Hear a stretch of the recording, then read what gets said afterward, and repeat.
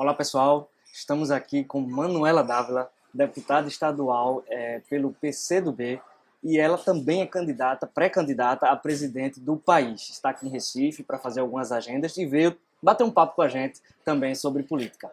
Renata Bezerra de Mello também está aqui com a gente para fazer essa entrevista. E vamos começar sobre a sua plataforma eleitoral. Você já veio aqui em Recife algumas vezes, está no outro momento agora da sua carreira, da sua trajetória política. O que é que te levou a chegar nesse lugar agora e o que é que te impulsiona a continuar nessa corrida a ponto de se viabilizar como candidata? Então, primeiro eu quero cumprimentar vocês, a todos que estão nos assistindo. A minha pré-candidatura, acho que o que justifica a existência dela, o que fez eu aceitar o desafio proposto, inclusive, pela presidente nacional do meu partido, nossa deputada aqui, pernambucana, Luciana Santos, é justamente a crise que o Brasil vive. Eu, como algumas pessoas sabem, fui deputada federal por 2 vezes, depois de um ciclo em Brasília com excelentes votações, né? Eu fui sempre, nas 2 vezes, a deputada federal mais votada da história do meu estado. Mas eu tinha feito uma reflexão sobre a necessidade de voltar ao meu estado. Eu queria engravidar da minha filha, também via uma necessidade grande de me relacionar de novo com os movimentos sociais, entender o que estava acontecendo no Brasil, isso lá em 2013.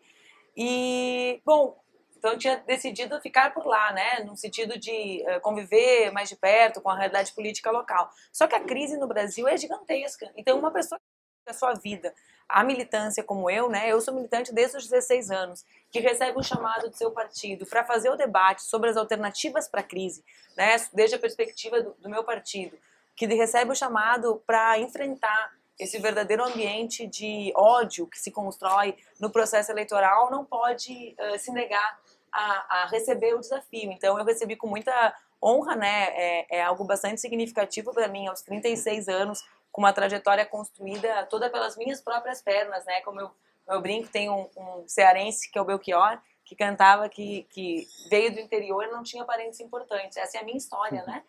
Então, alguém que construiu a sua trajetória política a partir da sua própria militância, sem nenhum padrinho chegar a concorrer à presidência da República aos 36 anos, sendo mulher, né, vindo lá do sul, lá do início do Brasil, né, que é lá no extremo sul do Brasil, é algo que me orgulha muito, e eu pretendo, então, representar essa ideia de que a eleição precisa ser o palco da construção de saídas para a crise, e não de agravamento dela, como alguns candidatos defendem.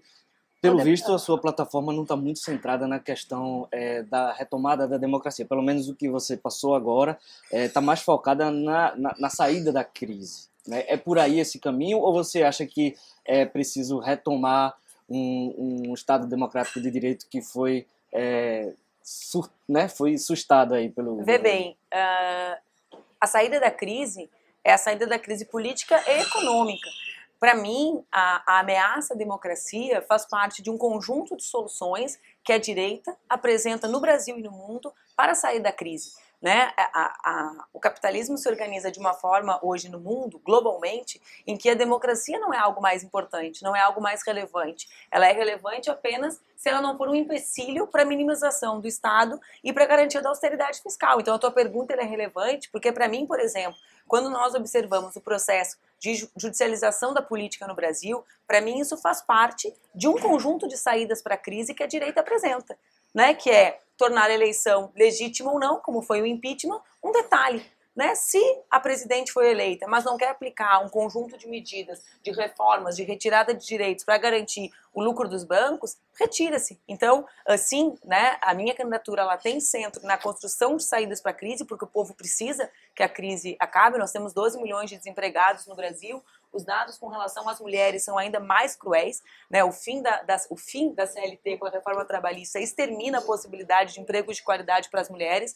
Né? Nós teremos milhares de mulheres em condições ainda mais empobrecidas do que já estão na realidade brasileira, mas isso passa pelo fortalecimento da democracia. E como lidar com isso, caso você ganhe a eleição? Como apertar a mão desse mercado invisível que às vezes aparece, desaparece e vai cobrar de repente uma resposta com relação a essa questão que você levantou? A senhora já deu um recado, assim, né, dizendo que o mercado não precisava se assustar com a candidatura do PCdoB. Eu disse que todos aqueles que estão do lado do povo brasileiro não precisam se assustar, né? Então, acho que o mercado tem um papel, mas tem um papel auxiliar na minha visão de país. Quem não gera emprego, quem ganha dinheiro com rentismo, né, com esse capital que parece uma nuvem, que voa de um país para o outro de acordo com a taxa de juros, precisa estar dentro de precisa refletir, ou precisam refletir sobre as suas posições. Aliás, não me surpreende que recentemente 2.500 homens ligados ao mercado financeiro tenham ovacionado um candidato que disse que metralharia a Rocinha, ou seja, que metralharia o povo trabalhador do Rio de Janeiro, porque na Rocinha vivem os trabalhadores e as trabalhadoras do Rio. Então, assim, o que eu vejo, Eu vejo que o Brasil precisa retomar o seu crescimento econômico valorizando quem gera emprego, ou seja, o setor produtivo. Só que o problema é que na atual configuração das condições que são tidas como santas, ou que não se pode questionar, que é fundamentalmente juros e câmbio, com esse binômio, juros e câmbio, como está hoje, não vale a pena investir na produção. Então, mesmo quem produz, por exemplo, quem tem uma fábrica de prego, para ganhar, ou quem tem uma fábrica de colchões, para lucrar com esses colchões, tem muito mais risco do que se investir na especulação. Então, para que mesmo que vai gerar emprego? Então, o Brasil precisa reverter isso. Então, não é que não precisa se assustar, o que precisa se assustar? Precisa saber que não mandará mais no Brasil, se eu for presidente. Quem mandará no Brasil são os 99% da população que precisam de trabalho, precisam de políticas públicas, que são contra a PEC 95. Quer dizer, um mercado que defende uma PEC que congela gastos públicos por 20 anos num país que as mulheres não trabalham porque não têm creche para os seus filhos. E agora essa questão está gerando dificuldade por conta da segurança, né? Já começaram a falar em imposto para suprir os gastos de segurança, novo imposto, segundo o presidente da Câmara. Mas não pode, porque a emenda constitucional 95 proíbe. Então, um país que tem hoje um governo federal que não tem uma atuação na área de segurança, porque tem que ter, o governo federal precisa fazer uma intervenção na segurança pública brasileira, não é militar, precisa fazer uma intervenção numa reforma da estrutura de segurança, fechar o ciclo das polícias, permitir que a polícia Agora, isso é uma cobrança que recaía também sobre o governo do PT, A presidente Dilma chegou a falar num Plano Nacional de Segurança, num Pacto Nacional de Segurança, e acabou que o governo passou e ela também não conseguiu concluir esse projeto. E é uma cobrança que recai já há alguns anos. E essa é uma crítica que eu faço. Eu acho que os governos Lula e Dilma foram muito tímidos no enfrentamento do tema da violência no Brasil. Acho que não foi compreendido naquele ciclo, com uma rara exceção, que foi a criação daquele Programa Nacional de Segurança e Cidadania, o PRONASSE, que enfrentava e equipava as polícias, mas foi extinto, digamos assim. Não consegui compreender a dimensão estruturante, como a violência tem um papel estruturante da desigualdade social no Brasil, ou seja, o trabalhador que mora numa zona de conflito de tráfico, ele não consegue emprego, porque ninguém quer empregar alguém que durante 4 dias no mês não vai ter ônibus para o trabalho porque o tráfico para. Ninguém quer empregar alguém que passou pelo sistema penitenciário, não interessa em que condição. Então, nós precisamos enfrentar o tema da violência com medidas conduzidas pelo governo central. Então, qual é o grande erro de Temer nesse processo? Primeiro, é uma solução sem planejamento. Segurança se faz com inteligência. Qualquer experiência do mundo, se a gente pega a experiência inglesa, se pega a experiência norte-americana, que é uma experiência de êxito recente, os Estados Unidos era muito violento até 40 anos, se dá a partir da estruturação de um serviço de inteligência. Ou seja, isso não aconteceu porque é um improviso. Como é que o Temer anuncia um Ministério Provisório de Segurança? O Brasil precisa de um Ministério Permanente de Segurança Pública, para que, junto com os governadores e os prefeitos dos principais centros urbanos, se pactue, por exemplo, as polícias com ciclo completo. Um dos maiores problemas do Brasil, e é um caso único no mundo, são as polícias com ciclos pela metade. Então, a polícia militar e a polícia civil, cada uma faz uma parte. Aí a polícia militar não pode investigar, só que é quem está na rua. E existe uma rivalidade entre exatamente. Então, o problema não é como alguns pensam, ter 2 polícias. Tem países que têm dezenas delas. A Inglaterra tem acho que 43 polícias. Só que todas fazem tudo. Então, o governo central precisa fazer esse debate, precisa fazer o debate sobre inspetoria policial. Quer dizer, quem controla as polícias? Um dos temas das polícias no Rio é o tema da corrupção. Quando acabou, acho que o governo Sérgio Cabral, existiam 400 policiais denunciados. Todos os casos foram arquivados, porque não tinha prova, porque não tinha investigação, porque o órgão que investigava não investigava. Né? Então, inspetoria, precisa de uma ouvidoria. Como que faz para que a No sociedade Rio, tenha respeito? o crime ele tá dentro do poder público, né? É uma coisa bem particular, assim, né? Não é só no Rio, né? Esse Não, problema mas é o caso lá é canto. muito mais complicado, né? lá também. Nesse sentido. Então, assim, Você também precisa acha tratar esse que tema com centralidade para o Brasil voltar a se desenvolver, eu não você tenho dúvida. Você também acha que a questão da segurança pública também passa pela discussão em torno da legalização das drogas, um debate sobre isso, a questão da própria justiça de transição que não foi feita? A gente ainda tem um ranço muito grande com relação à presença das Forças Armadas. Com relação à presença das polícias, eu acho que passa sobretudo pela construção de uma relação de legitimidade social. Quer dizer, o jovem negro pobre e o policial, eles têm a mesma origem. Né? Os policiais também são filhos desses bairros populares do Brasil, como são os jovens que são mortos. Então, nós precisamos ter uma polícia com legitimidade, com uma relação de confiança. A população tem que confiar na polícia e a polícia tem que fazer da população a sua principal parceira da construção das políticas de segurança. Né? Então, para isso, a necessidade de ouvidoria. Os maus policiais, né, aqueles que entram nos esquemas, eles acabam, por nós não termos espaços de investigação e punição, acabam destruindo a imagem do próprio poder, né, da corporação, diante de uma população que precisa confiar na polícia, precisa ter na polícia seu parceiro. Então, acho que a legitimidade tem mais relação com isso. Com relação à regulamentação do uso de drogas no Brasil, acho que esse é um debate que nós precisamos fazer. Né? Eu já tive uma posição mais fechada, já defendi de forma mais enfática a legalização das drogas. Conversando com as pessoas, os militantes dessa área, eu percebi que é correto, né? E acho que nós temos mesmo que tributar as drogas no Brasil, inclusive para usar o recurso dos tributos para conscientização sobre o consumo e para a reparação das áreas que sofreram com o tráfico durante anos, né? Porque para que vai o dinheiro do tributo de drogas se a gente legalizar? Vai para grandes empresas? A gente vai entregar para as empresas... O problema continua mesmo. Não, então a gente tem que usar o dinheiro da tributação para reparar as áreas que durante 30 ou 40 anos foram vítimas dos conflitos do tráfico. É preciso pensar nisso. Isso o pessoal das favelas, como chamam no Rio, ou da periferia, como chama no meu estado, Rio Grande do Sul, tem reclamado, né, digamos, tem lutado para que seja escutado no debate sobre tributação de drogas. Agora, eu acho que tem uma ilusão de achar que a mera tributação pode resolver. Né? Não resolverá sozinha. É preciso, eu repito, ter polícias com ciclos completos, ter investigação, ter ouvidoria, ter inspetoria e ter também controle do principal problema do Brasil hoje, que são as armas. A Polícia Federal, que é a única polícia com ciclo completo do Brasil, precisa se dedicar a uma política de controle de entrada de armas e desvio de armas no Brasil. Né? Porque qual é o centro do problema do Brasil hoje de violência? O centro, então, são múltiplos problemas, mas, a grosso modo, as nossas polícias combatem o varejo do tráfico. Isso superlota presídios, nós temos quase 1 milhão de presos no Brasil. Uhum. Né? Isso não é um número qualquer, isso é quase o número de é o tamanho de algumas capitais do nosso país, ou de grandes cidades do mundo, então quase 1 milhão de presos.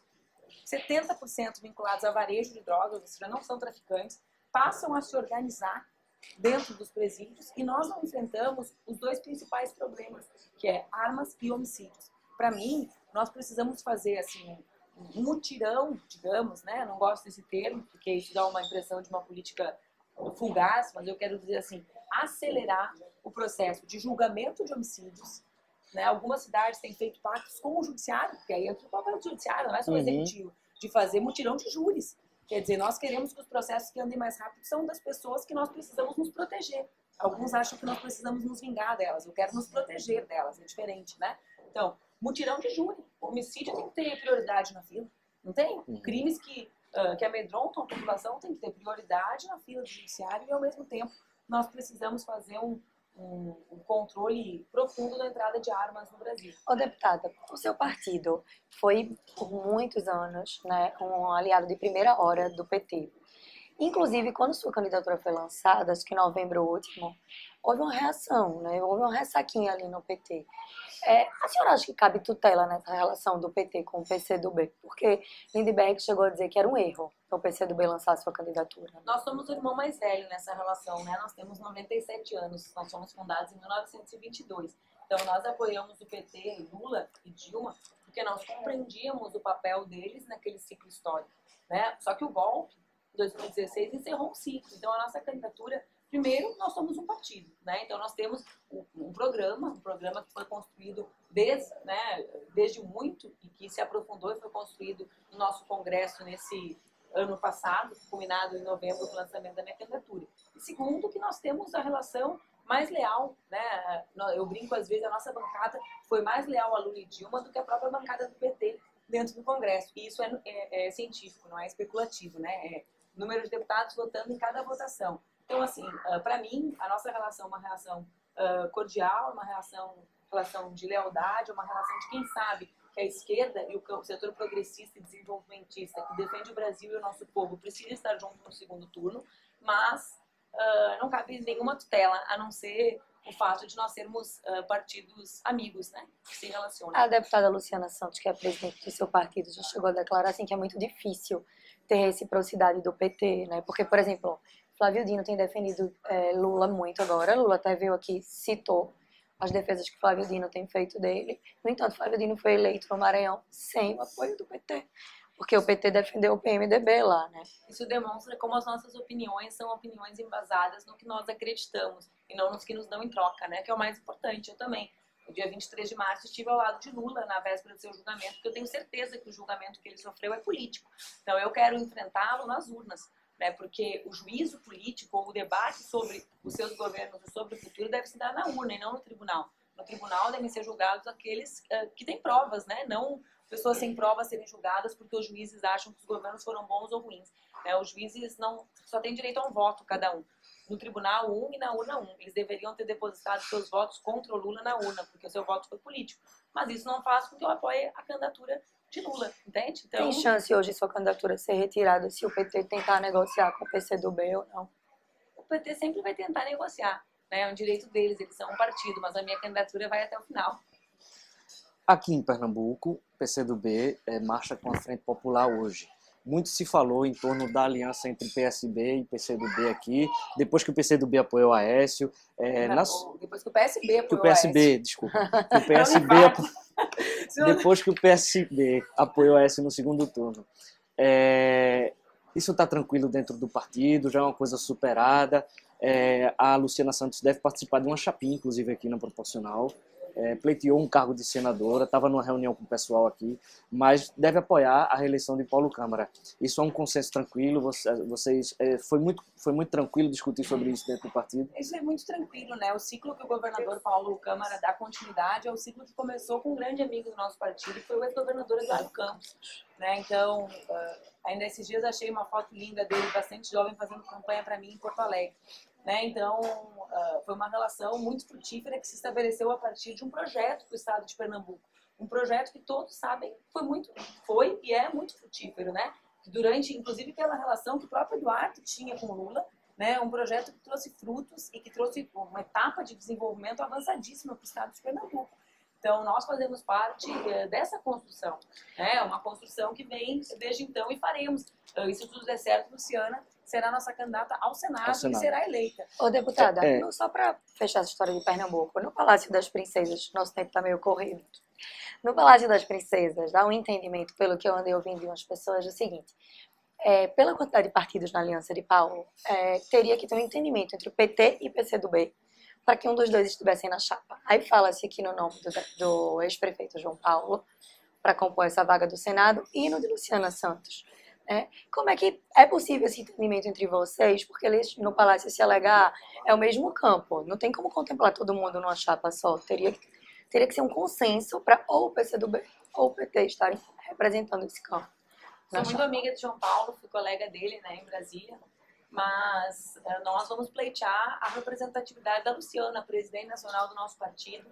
Né? Também existe um debate que além dela ser uma dirigente do nosso partido, ex-prefeita de Olinda, que é a representatividade das mulheres na política. Nós não estamos falando de pouca coisa, nós estamos falando de 52% do povo, da invisibilidade das mulheres e das mulheres negras. Né? Então a Luciana tem um papel que pode transformar o Senado, uma mulher que é vinculada à cultura pernambucana, que tem um acúmulo na área de ciência e tecnologia. O Brasil precisa desenvolver. Pernambuco é também referência com o Porto Digital nisso. Né? Então a Luciana tem toda essa construção política a partir, sobretudo, dessas duas frentes, de ter esse vínculo profundo com a tradição, com a cultura pernambucana, com esse Pernambuco que se desenvolve a partir da inovação, mas também representa um conjunto de mulheres que lutam, né? Das mulheres que precisam ter visibilidade para que não sejam tratadas como inexistentes na política e na realidade. Então, eu tenho a convicção que o governador Paulo e essa frente também a priorizará, seja pela lealdade com que nós tratamos essa aliança, seja pela representatividade que ela trará à chapa. Bom, é isso aí. Demoramos um pouco, mas terminamos a entrevista. Muito obrigado Obrigada a vocês, pela entrevista. Muito obrigada. Seja Boa sorte bem-vinda na corrida. e boa sorte. Obrigada.